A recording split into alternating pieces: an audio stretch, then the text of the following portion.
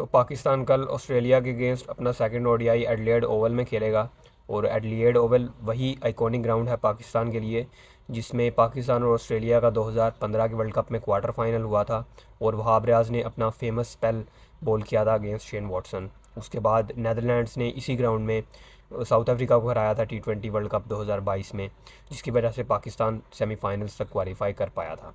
तो second match पर बात करने से पहले अगर हम फर्स्ट ओडीआई का रिव्यू कर लें इसी वीडियो में, तो first ODI I think was not a bad defeat for Pakistan, क्योंकि हारा तो पाकिस्तान है और मैं कहूँगा इन दी एंड विनिंग पोजीशन से हारा, क्योंकि 47 रन्स चाहिए थे ऑस्ट्रेलिया को और 3 ही विकेट्स थी उनके हाथ में। बॉलर्स बैटिंग कर रहे थे, पैट कमिंस और शॉन एबट।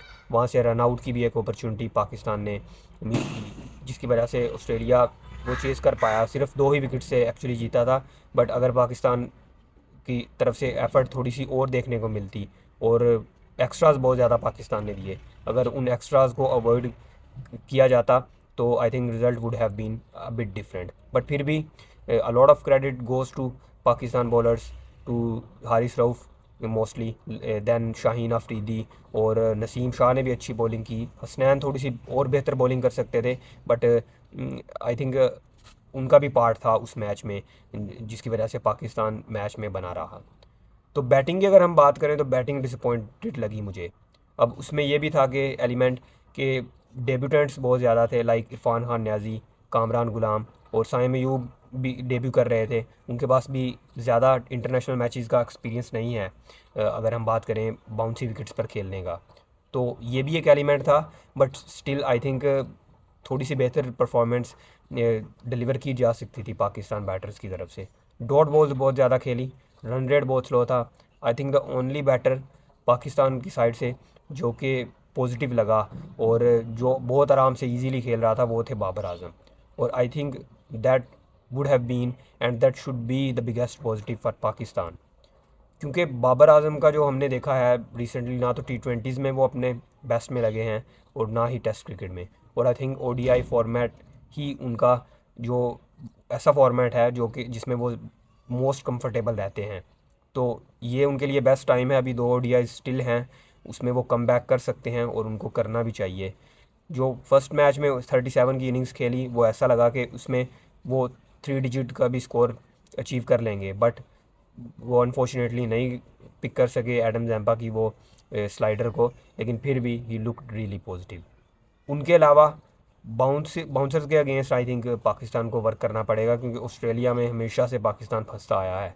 अगर हम अपने लेजेंड्स की भी बात कर लें, सईद अनवर लोगों का जो एरा था, इंजमाम उल हक और शाहिद अफरीदी सर का, तो उनमें भी पाकिस्तान जो है वो स्ट्रगल करता हुआ नज़र आता था और अभी भी वही पैटर्न सेम ही है। तो बहुत ऑब्वियसली एक एलिमेंट ये भी है कि आपने जो रिसेंटली लास्ट सीरीज़ खेली होम पर अपने, है भी टेस्ट क्रिकेट थी और बॉल बहुत बहुत लो रहता था, बाउंस बिल्कुल नहीं होता था विकेट में।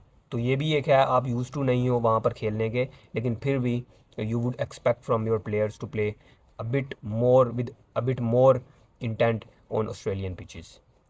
अब सिलेक्शन की बात करें तो एमसीजी पर बाउंसी विकेट थी, क्योंकि 4 सीमर्स को इसलिए खिलाया गया और स्पिनर फ्रंट लाइन एक भी नहीं था ऑब्वियसली, जो कि मुझे स्टिल डिसअपॉइंटिंग लगा। आगा सलमान और आप कामरान गुलाम के साथ जा रहे थे पार्ट टाइम स्पिनर्स के साथ, बट अब मैं नेक्स्ट मैच में एटलीस्ट एक स्पिनर्स को खिलाने का तो ज़रूर एक्सपेक्ट करूँगा।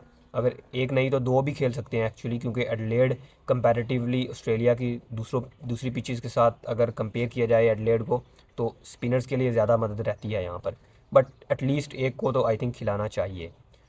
कामरान गुलाम की जगह आई थिंक लाना चाहिए यहाँ पर आमिर जमाल को, क्योंकि आप 7 नंबर तक बैटर्स के साथ आप जा रहे थे, तो अगर आमिर जमाल 7 पर आते हैं तो that's not a bad idea. तो फिर आप 5 फ्रंट लाइन बॉलर्स के साथ जा सकते हो और हसनैन की जगह आप एक फ्रंट लाइन स्पिनर खिला सकते हो इन फैसल अकरम। इस तरह से आपके पास 5 प्रॉपर बॉलर्स भी होंगे और शाहीन, नसीम और हारिस रऊफ़ और आमिर जमाल के साथ साथ आपके पास 4 सीम ऑप्शंस भी रहेंगे। तो ये तो थोड़ी सी सिलेक्शन में आई थिंक पाकिस्तान को करेक्शन करनी चाहिए, इम्प्रोवाइजेशन करनी चाहिए।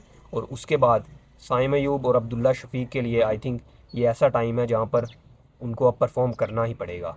अब्दुल्ला शफीक का जो ओडीआई करियर है, स्टैट्स हैं जो, वो आई थिंक डिसेंट हैं, लेकिन फिर भी जो उनकी फॉर्म रिसेंट चल रही है टेस्ट क्रिकेट में, और पहले ओडीआई में भी वो रन नहीं कर पाए, तो उनके लिए ये डेंजरस थिंग रहेगी।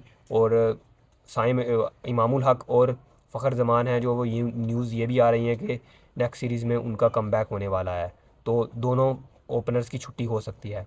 साइम अयूब जिस तरह की उनकी रेपुटेशन है, तो आई थिंक उन्होंने 50% भी उस पर वो पूरा नहीं उतरे, अपनी जो एक्सपेक्टेशंस फैंस रख रहे हैं या मैनेजमेंट उनसे रख रही है।